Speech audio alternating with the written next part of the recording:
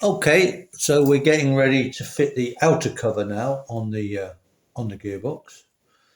So I put well seal all around there, and also on the outer cover itself. And then we've got the last of the O-rings that go on the cross shaft. So that's the third and final O-ring.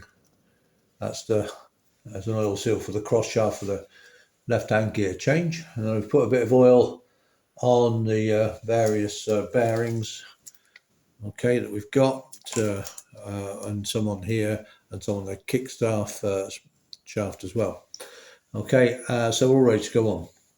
So the main thing is that we've then fitted this kickstart, oh blimey, and trying to do this on camera and failing, and then we've loosely fitted the actual kickstart lever, which is now right in my way, and I'm just going to put this over there. There we go, make sure, and then that's what holds the spring. Then we take the kickstart lever and let's see, get it right. Yeah, and we turn it clockwise. Yeah, clockwise to like tension. No, we don't. We turn it anti-clockwise. That's what we do. We turn it anti-clockwise to tension the spring. And you see, I'm trying to hold it with my knee now.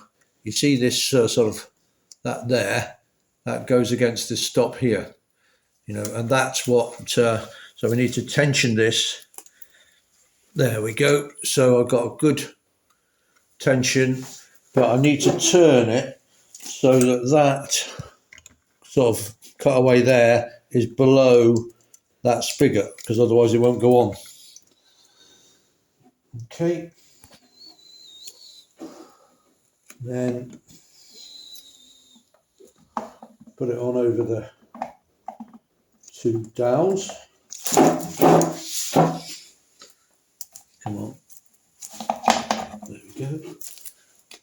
And then hopefully there, and this goes on, and there. The kickstart's not in the right place. Don't worry about it being horizontal. I just put it on loosely. But see, we've got the tension on the kickstart. That's the main thing. So it's always going to come back up again, and then I can just take this off. I can take this kickstart off. There we go. I just put it on. Just like jammed it on. Okay, and there we go. And that's on. So now we just need to put the various bolts in. Sorry, I'm thinking, as ever, I'm thinking 10 things at once. You've got a really long bolt, because this bolt, we've replaced all the outer bolts have been replaced with these stainless steel hex bolts. So this is a really long one because it goes all the way across through the inner casing into the actual housing. And then what we got? We got 3. And we've got a very short one. I think that's at that end. And then we've got 2 more, one slightly longer than the other. I'm not sure which is going to go where, so I just put, what I do is, I put them in and then check how much is protruding, so I know that they're right. So that's a shorter one, that's a longer one. And then we've got a nut that goes on the bottom of the bottom stud, although you can put a dome nut on it. And then we've got the dome nut that goes on the top, and it's a dome nut because it just looks a bit better. But what I didn't realise was we bought this whole engine set of of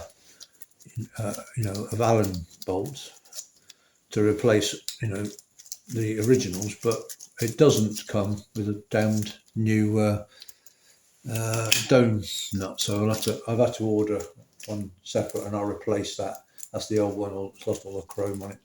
But I just didn't think that it wouldn't be there, so of course it isn't there.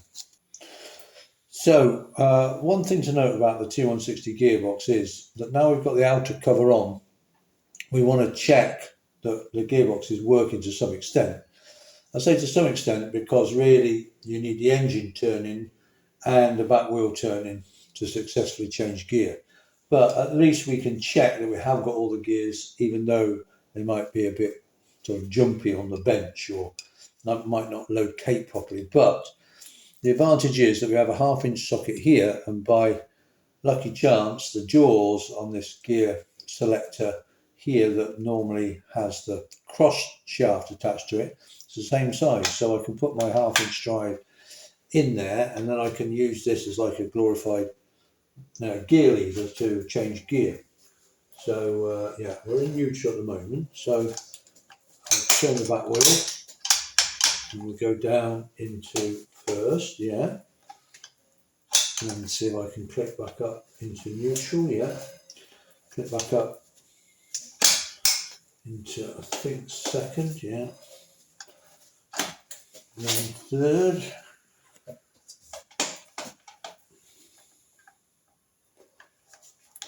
it's not quite clicked in there. Oh no, we're in now, third. Ah, there we go, here it click. Again, fourth, and finally up to fifth. There we go, just hear that click in. See, it doesn't like clicking in without things turning, but and now we know we've got all 5 gears. See if we can go down the box. Not liking it. I think we're down into fourth there. I think that's now third. Second.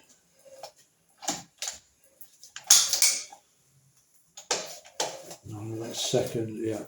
And then down into first. Yeah, and then back up into neutral. And there we go. Yeah, so we know that we got all 5 gears and they select generally okay, but we haven't got the engine running to turn the main shaft. We haven't got the rear wheel turning, which also turns the main shaft, but separately to the engine. When they're both turning, then we should have a nice smooth gear change. But anyway, we can check it. At least we know that we got all 5 gears.